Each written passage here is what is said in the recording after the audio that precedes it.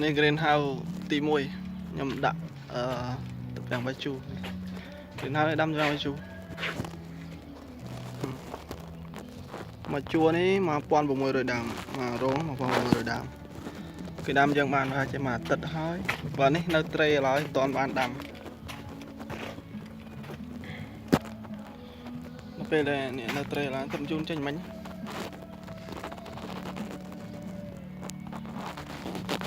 ទុកអាច2អាទិត្យបានគេដាំមួយអាទិត្យឲ្យស៊ាំថ្ងៃសិនអានេះ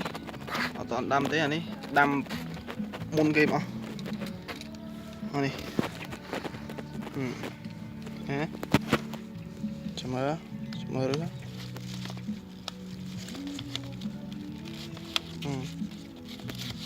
ចំយកដកបាន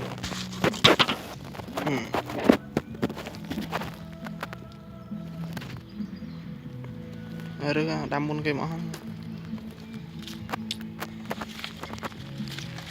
ពេលនេះគេបន្តបបែកតបអាន2អាទិត្យ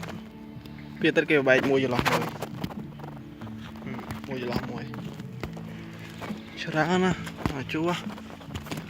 អានេះតុកទី73នេះតុកទី73SBS ពូជល្អនេះ70អានេះ70 50ពូជទៅប្រាំងជូរខៀវប្រាំងជូរសធំអានេះច្រើនរាប់សែនដើមនេះរាប់សែនដើម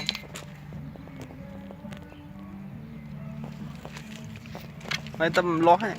មើលទៀតវាលាស់ពេញខៀវពេញហ្នឹងលិចពេញហ្នឹងមកតុកគឺ 1600 ដើម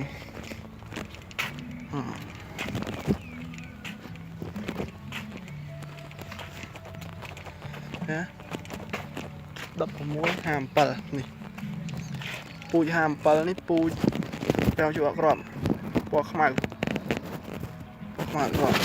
មើលតែម្លោះល្អណាស់មើលនេះដកឬកណាណាតែដាំមកអាទិត្យទេណាមួយអាទិត្យទេណារស្អាតព្រិចម្ដង 20000 នៅ greenhouse 2 greenhouse 2 នោះពេញដូចអញ្ចឹងដែរ